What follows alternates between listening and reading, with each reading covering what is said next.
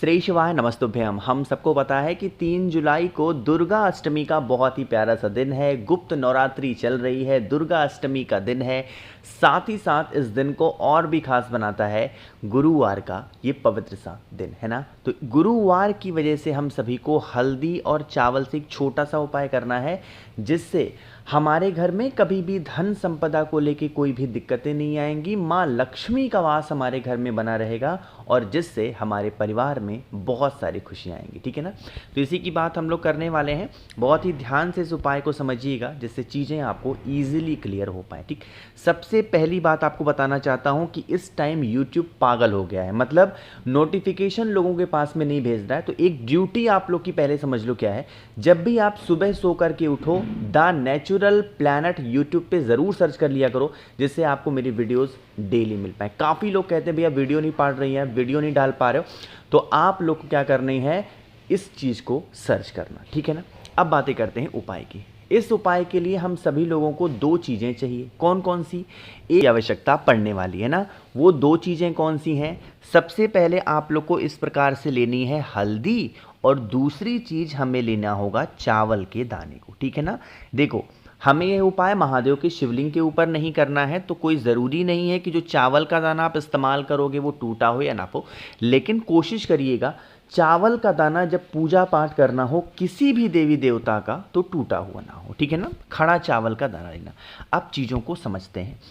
जो हल्दी का हम इस्तेमाल करेंगे ना, आपको क्या करना है, इस खड़ी हल्दी को कूट लेना है, पीस लेना है ना, और उसके बाद में उसको पाउडर का रूप देना है ना। वैसे मार्केट में पिसी पिसाई हल्दी भी मिलती है, बट वो इतनी अच्छी नहीं होती है। बट अगर आपको शुद्ध भगवान को समर्पित करना है, उपाय करना है, तो खड़ी हल्दी को पीसा करिए। चीज़ें क्लियर हैं क्या?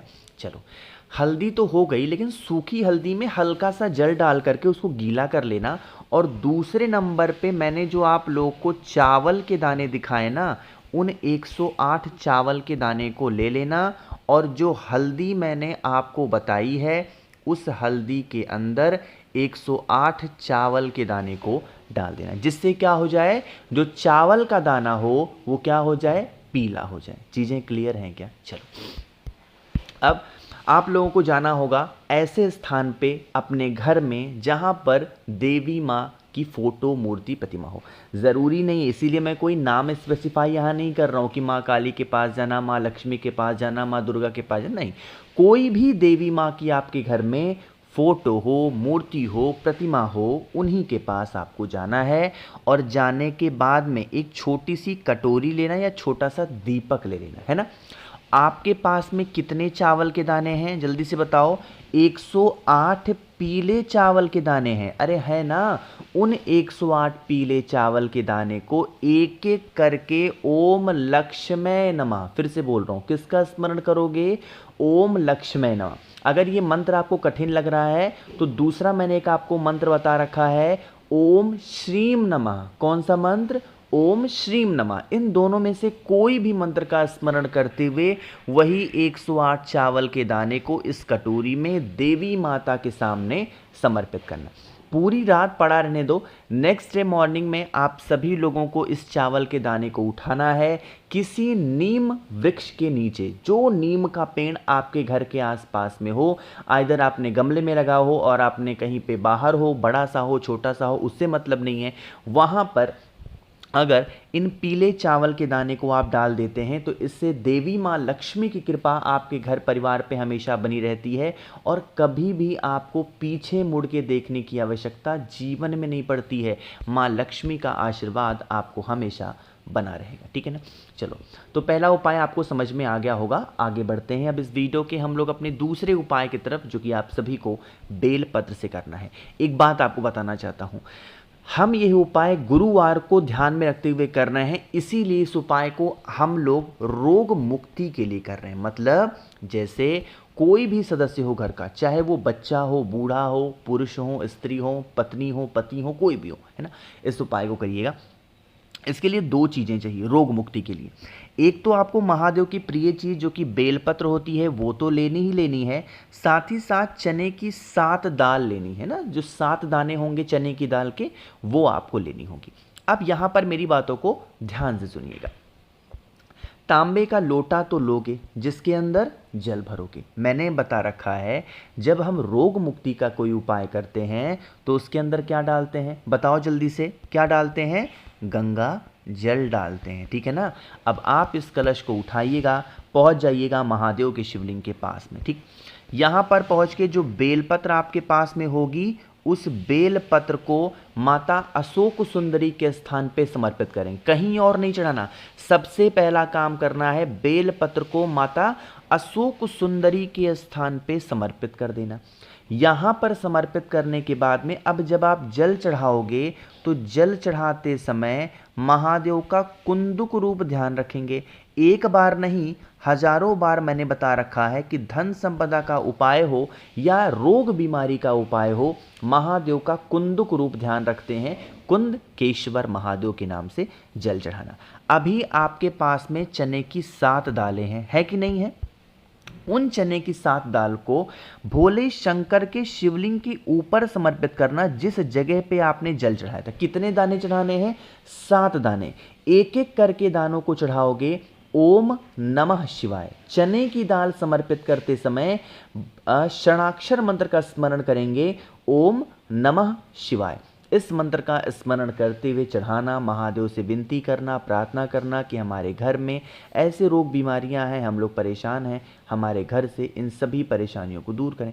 ऐसे आप प्रार्थना करना एंड देन आप लोगों को महादेव से औषधि मांग करके इन चने की दाल को उठा लेना, ठीक। उठाने के बाद में आप इस चने की दाल को लेकर के अपने घर पे जाएंगे। जो भी सदस्य घर का बीमार होगा उसे उस चने की दाल को देंगे और उनसे कहेंगे कि इसे ओम नमः शिवाय का स्मरण करते हुए अगर वो इंसान खा लेता है तो उसकी बीमारियां धीरे धीरे धीरे धीरे करके ख़त्म ज़रूर हो जाती हैं, ठीक है ना। तो यहाँ पे हम लोगों ने बात कर ली है अपने 2 उपाय की। आगे बढ़ते हैं इस वीडियो के हम लोग अपने तीसरे उपाय की तरफ, जो कि नारियल मात्र से करना होगा। और नारियल का जहाँ पे नाम आया है आपको समझ में आ गया होगा, ये उपाय हम स्पेशली किसके लिए कर रहे हैं? पैसे के लिए। मतलब घर में अगर आपके पैसे ना टिकते हो, माँ लक्ष्मी का आपके घर में वास नहीं है, माँ लक्ष्मी आपके घर से रूठी हुई हैं, देन आप इस उपाय को निश्चित रूप से करेंगे, ठीक है ना। देखो थोड़ा सा समझिएगा, लेकिन उससे पहले एक छोटा सा काम और करना है। जल्दी से वीडियो को करिए लाइक। मेरे जितने भी भाई बहन आवाज़ आज मेरी पहली बार सुन रहे हैं, चैनल को ज़रूर सब्सक्राइब करेंगे, ठीक है ना। देखो अब यहाँ पर धन संपदा का ये उपाय हम कर रहे हैं, कर्ज मुक्ति का उपाय कर रहे हैं, तो आप लोगों को नारियल लेना मैंडेटरी है, कंपलसरी है। लेकिन जूट वाला नारियल लोगे और अपने कान के पास हिलाएंगे, है ना, कि इस नारियल के अंदर पानी होना चाहिए, ठीक। अब नारियल तो हमने ले लिया। नारियल लेने के बाद में हमें कुछ और काम करने हैं। जैसा कि दूसरे फोटो में आपको दिखाई दे रहा होगा, एक स्वस्तिक बना हुआ है और स्वस्तिक के ऊपर क्या लपेटा हुआ है? इस प्रकार से मौली धागा, जिसे हम प्यार से रक्षा सूत्र भी बोलते हैं। सेम एज सच आपको भी करना है। नारियल लेना, उस नारियल में स्वस्तिक बनाना और अपने पूरे घर में घूम घूम करके ये जो आपने कलावा लपेटा है, इस कलावा को नारियल के ऊपर लपेट देंगे। इतनी बातें क्लियर हैं क्या?